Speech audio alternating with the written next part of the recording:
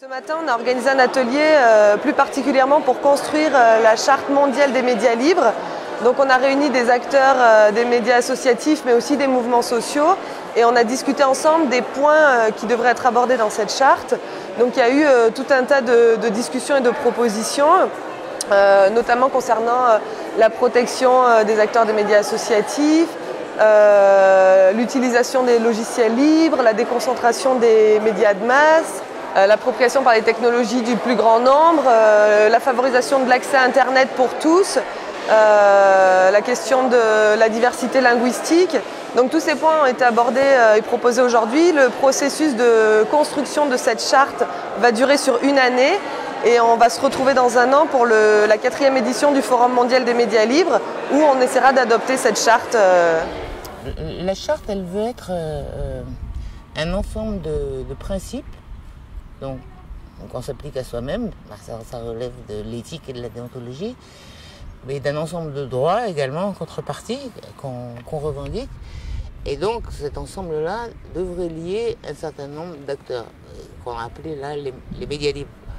Alors qu'est-ce qu'on entend par les médias libres? Bon, mais il y a, évidemment, c'est les médias associatifs ou alternatifs, donc c'est les radios communautaires, ceux auxquels on pense, c'est les radios communautaires, ou bien c'est les journalistes citoyens.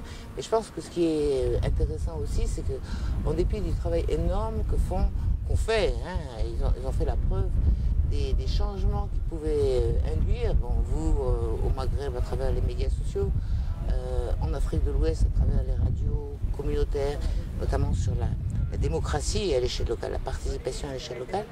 Bon, ça, le rôle de ces médias-là, il est capital. Mais ça ne suffit pas.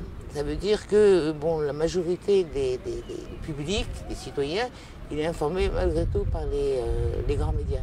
Et donc, une question nouvelle posée, c'est comment est-ce qu'on peut agir aussi, faire partager ces principes avec les grands médias. Alors, les professionnels eux-mêmes, les professionnels dans les grands médias, ils ne sont pas toujours satisfaits de la manière dont fonctionnent leurs médias. Donc comment créer plus de solidarité avec les professionnels de ces médias-là. D'autre part, par rapport aux grands médias aussi, il y a le rôle que peut jouer le public. Il y a de plus en plus des médias, ils sont interactifs. Le modèle économique il a changé, et y compris les grands médias, ils sont davantage interactifs. Quel rôle les lecteurs peuvent jouer en tant que critiques eux-mêmes des médias? Donc c'est un petit peu ça. Le type d'acteur, il s'élargit, auquel les principes peuvent s'appliquer et pour lesquels des droits doivent être revendiqués. Maintenant, je crois qu'on a commencé à établir le cadre de ces principes et de ces droits. Bon, je crois que c'est le droit à la communication dont il a été question, qui inclut le droit à la liberté d'expression, mais pas seulement le droit à la liberté d'expression qui est strictement individuel. Là, il est aussi question du droit des communautés. C'est pas seulement le droit à l'information, parce que l'information, c'est une information qui est univoque. L'enjeu, c'est le droit à la communication pour tous. Et donc, avec quel support? Donc, on le voit, c'est les médias alternatifs, c'est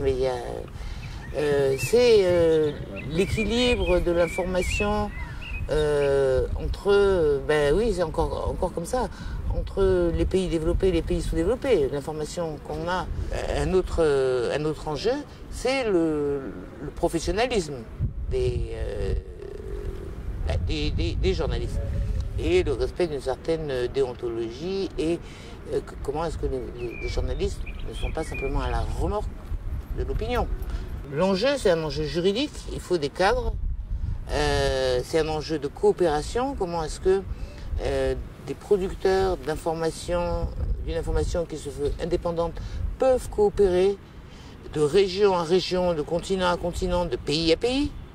Comment est-ce que aussi une coopération peut s'établir entre des médias qui sont des médias locaux, entre des radios communautaires et des grands médias, et ça, dans certains contextes, c'est possible.